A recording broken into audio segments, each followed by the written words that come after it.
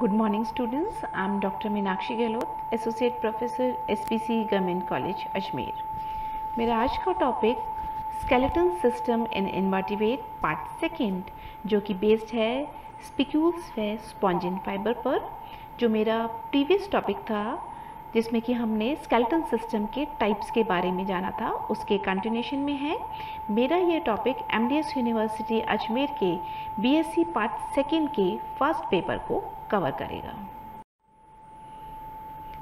Skeleton system के बारे में हमने जाना कि उसकी क्या फंक्शनिंग होती है और किस तरह से वो काम करता है। आज हम जानेंगे पॉरीफेरा में मिलने वाले स्पॉन्जिन स्पिक्यूल्स व स्पॉन्जिन फाइबर के बारे में।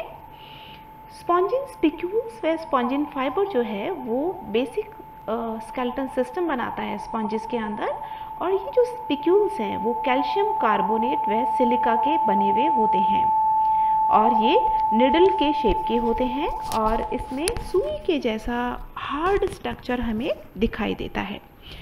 स्पॉन्जिन फाइबर्स जो हैं वो स्क्लेरोप्रोटीन्स के बने हुए होते हैं और उनका एक मैश्ड नेटवर्क पूरे एनिमल के अंदर प्रेजेंट होता है।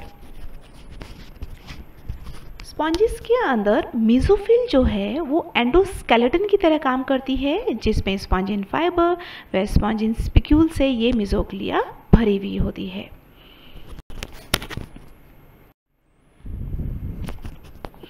स्पॉन्ज में मेसोफिल जो है वो एक बेसिक कंपोनेंट की तरह काम करती है, जिससे कि स्पिक्यूल्स का फॉर्मेशन होता है। इनका जो आकार है वो स्पाइंस व रेस के जैसा होता है और इनके अंदर जो ऑर्गेनिक जो एक मटेरियल होता है उसका एक्सेस बनता है और उसके चारों तरफ कैल्शियम कार्बोनेट जो है वो सिक्रेट होता है। स्पिक्यूल्स की एक स्पेसिफिक शेप होती है जो कि स्क्लेरोप्लास्ट से स्पाइन के रूप में निकलता है। हर जो स्पिक्यूल है उसके अंदर एक एक्सेस होता है, उसके चारों तरफ सिलिका व कैल्शियम कार्बोनेट का सिक्रेशन होता है। स्पिक्यूल्स बहुत सारी शेप्स व वैरायटी में उपस्थित होता है और इनका जो केमिकल कॉम्पोजिशन व साइज के बेस पर इन्हें डिवाइड किया गया है। यहाँ पर आप देख सकते हैं डिफरेंट टाइप की जो स्पिक्यूल्स हैं उसका फॉर्मेशन स्क्लेरोब्लास्ट सेल से किस तरह से हो रहा है। अब हम बात करते हैं इसके टाइप्स की। स्पिक्यूल्स को केमिकल कॉम्पोजिशन के बेस पर दो भागों में डिवाइड किया जा सकता है। कैल्केरियस जो स्पिक्यूल्स है उसमें कैल्शियम कार्बोनेट बेसिक केमिकल है और ये जो क्लास कैल्केरिया है उसके सारे एनिमल्स के अंदर कैल्केरियस स्पिक्यूल्स प्रेजेंट होता है। दूसरी जो स्पिक्यूल्स की क्लास है वो है सिलिशियस, और सिलिशियस जो स्पिक्यूल्स हैं वो सिलिका के बने हुए होते हैं और क्लास हेक्सेक्टिनालिडा के जितने भी मेंबर्स हैं उनके अंदर इस तरह के स्पिक्यूल्स प्रेजेंट होते हैं। अब हम दूसरा देखते हैं साइज के बेस पर किस तरह से स्पिक्यूल्स को हम डिवाइड कर सकते हैं। साइज के बेस पर हम इसे दो भागों में बांट सकते हैं, मेगास्क्लेरीज एंड माइक्रोस्क्लेरीज। मेगास्क्लेरीज जो है वो एनिमल का मेन फ्रेमवर्क बनाते हैं और इनका साइज बड़ा होता है। माइक्रोस्क्लेरीज मेसोग्लिया के अंदर छोटे छोटे साइज के स्पिक्यूल्स प्रेजेंट होते हैं जिन्हें हम माइक्रोस्क्लेरीज कहते हैं।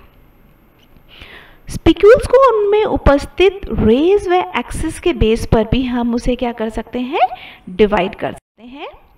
और इन रेज एंड एक्सिस के बेस पर हम फर्स्ट कैटेगरी बनाते हैं मोनोएक्सॉन। मोनोएक्सॉन जो स्पिक्यूल्स हैं वो वन डायरेक्शन, सिर्फ एक डायरेक्शन में उनकी ग्रोथ होती है और इसमें सिर्फ एक सिंगल एक्सिस होता है और ये एकदम स्ट्रेट हो सकते हैं या कर्व। दो सिचुएशन इसमें प्रेजेंट है। यहाँ पर आप देख रहे हैं फर्स्ट जो है वो है मोनोएक्सॉन जिसमें सिर्फ एक ग्रोथ हो रही है। अब जब सेकंड वाले में हम देख रहे हैं दो तरफ से ग्रोथ हो रही है और थर्ड में हम देखते हैं कि कर्व ग्रोथ हो रही है। ये जो है मोनोएक्सॉन है, लेकिन अब हम बात कर रहे हैं ट्राईएक्सॉन टाइप।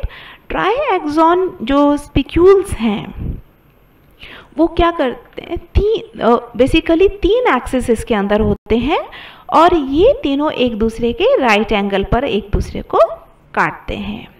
नेक्स्ट कैटेगरी है टेट्राएक्सॉन। टेट्राएक्सॉन जो है इसके अंदर 4 रेज होती हैं जो कि सेंट्रल एक्सिस से निकलती हैं और टेट्राएक्सॉन एक मेजर कंपोनेंट है स्पिक्यूल्स का और इनमें बहुत सारी वैरायटीज़ प्रेजेंट होती हैं और इन्हें बहुत सारी सब कैटेगरीज में हम डिवाइड कर सकते हैं। यहाँ पर आप देख सकते हैं ट्राईएक्सॉन और टेट्राएक्सॉन आपको दिख रहे हैं, पॉलीएक्सॉन दिखाई दे रहे हैं, ये ट्राईएक्सॉन, यहाँ पर टेट्राएक्सॉन।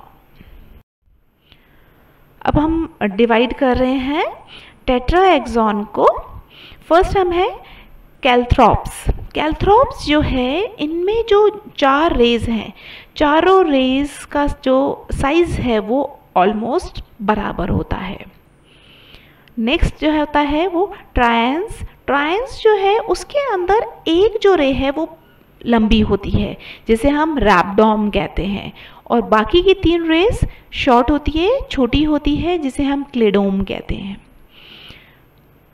अब हम बात करते हैं डायंस की।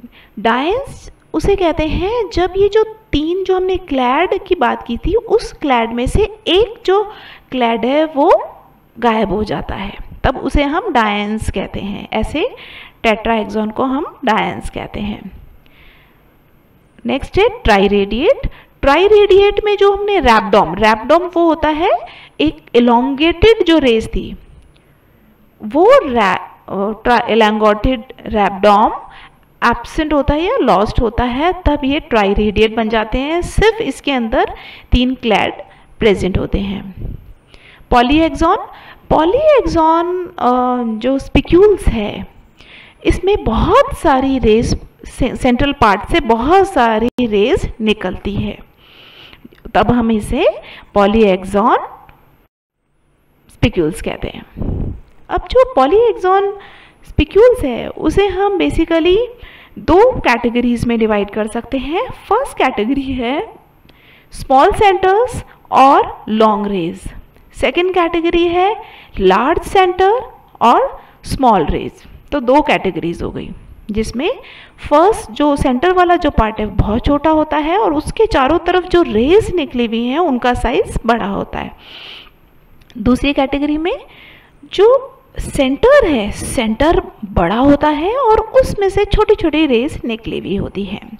और जो फर्स्ट कैटेगरी है उसको भी हम सब डिवाइड कर सकते हैं। उसकी फर्स्ट कैटेगरी है ऑक्सीएस्टर। ऑक्सीएस्टर के अंदर जो रेज होती हैं वो है कैसी होती हैं, पॉइंटेड है, लॉन्ग तो है लेकिन कैसी है, पॉइंटेड है। नेक्स्ट जो कैटेगरी है स्टोरेंजोक्लास्टर्स, ये उसमें जो रेज हैं उनके जो एंड्स हैं वो राउंडेड होते हैं। तो इस तरह से फर्स्ट पार्ट के दूसरा है जिसमें राउंडेड एंड है। फर्स्ट में हमने देखा पॉइंटेड रेज, सेकेंड में राउंडेड एंड्स। इसकी थर्ड कैटेगरी है ट्राइलास्टर्स। इसके अंदर जो रेज है वो नॉब्ड होती है, नॉब शेप होती हैं, इसीलिए हम ट्राइलास्टर्स इन्हें कहते हैं। अब हम सेकंड कैटेगरी में आते हैं जिसमें कि लार्ज सेंटर है और स्मॉल रेज है। उसे हम 2 कैटेगरीज में डिवाइड कर सकते हैं। स्फेलास्टर्स, इसके अंदर डेफिनेट रेज, एकदम जो चारों तरफ जो रेज निकली हुई है वो एक वेल डिफाइंड होती है। और सेकंड जो है स्टायरास्टर्स, स्टायरास्टर्स के अंदर जो रेज होती हैं वो रिड्यूस्ड होती हैं। अब हम बात करते हैं स्फेयर्स की।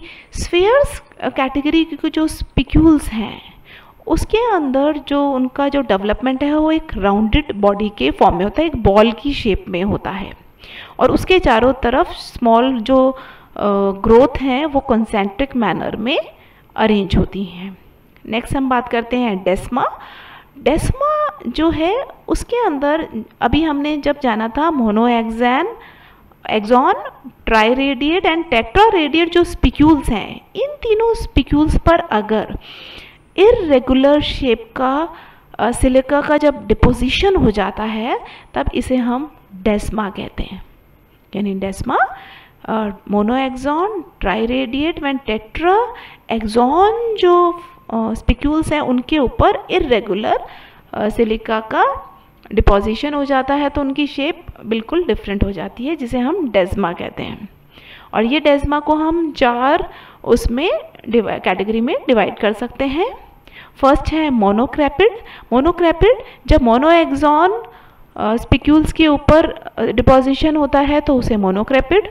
ट्राइक्रैपिड जब ट्राइरेडिएट के ऊपर सिलिकॉन का सिक्रीशन हो रहा है तब उसे ट्राइक्रैपिड। टेट्राक्रैपिड स्पिक्यूल्स उन्हें कहते हैं जब उनके ऊपर डेस्मा जो है टेट्राक्रैपिड जब टेट्रा एक्सॉन के ऊपर सिलिका का डिपोजिशन होता है।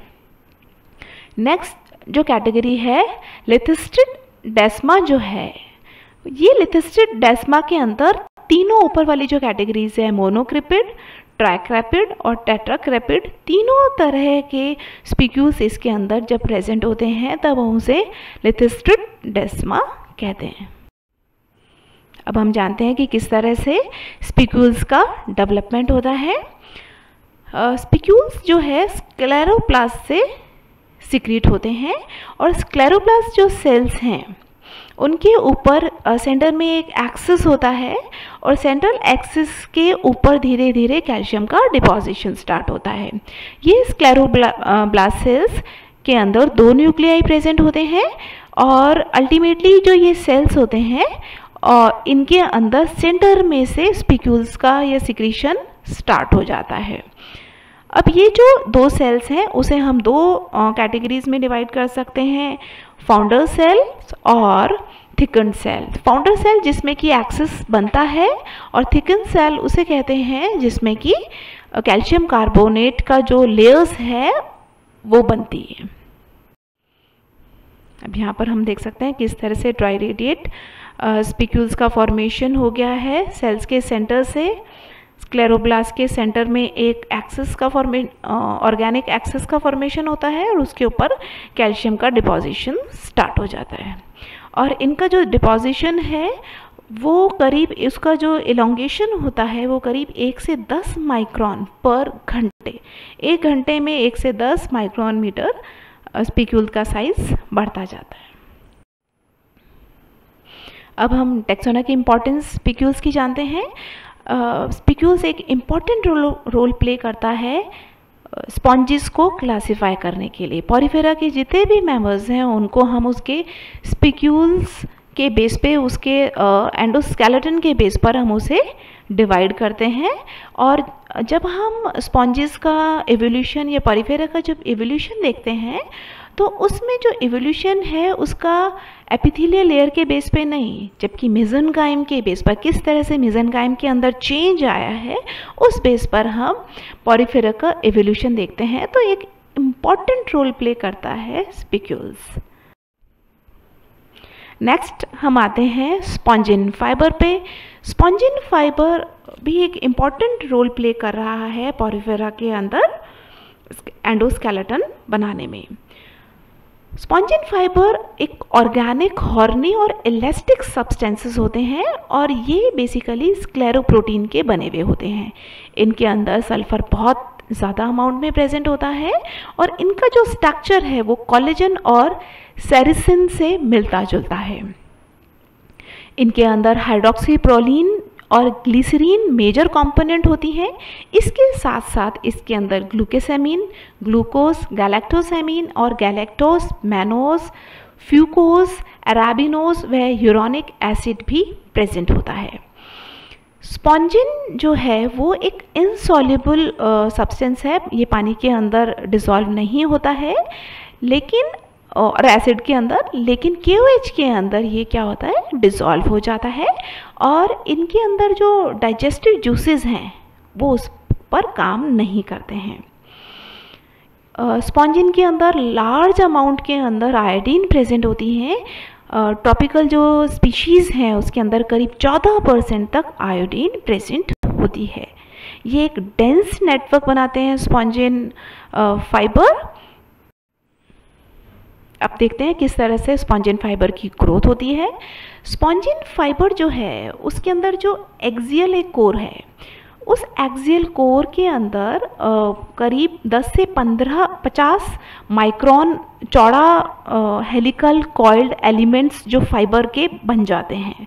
अब जो एक स्क्लेरोब्लास्ट सेल्स हैं उसके चारों तरफ ये सिक्रीट होकर एक फाइब्रस नेटवर्क बनता है। तो एक जो स्क्लेरोब्लास्ट सेल्स का जो सिक्रीशन है वो दूसरी स्क्लेरोब्लास्ट सेल के सिक्रीशन के साथ अटैच हो जाता है। इस तरीके से स्क्लेरोब्लास्ट सेल्स आपस में अरेंज हो जाती हैं और उसके सेंटर में एक वैक्यूल बन जाता है, और ये जो स्पॉन्जिन मटेरियल है धीरे धीरे एक सेल का दूसरे सेल के साथ अटैच होता जाता है। इस तरीके से एक पूरा डेंस नेटवर्क बन जाता है और आपस में ये फ्यूज हो जाते हैं नेबर सेल्स के साथ, और एक फर्म एंडोस्केलेटन बनाने का ये काम करता है। इस तरह आज हमने जाना कि किस तरह से पॉरीफेरा के अंदर स्पिक्यूल्स पे स्पॉन्जिन फाइबर किस तरह से सिक्रीट होते हैं, उनके डिफरेंट टाइप्स कैसे हैं। नेक्स्ट क्लास में हम जानेंगे कि काइटिनस स्केलेटन किस तरह से काम करता है और कहाँ कहाँ प्रेजेंट है और उसका केमिकल कॉम्पोजिशन क्या होता है। Thank you.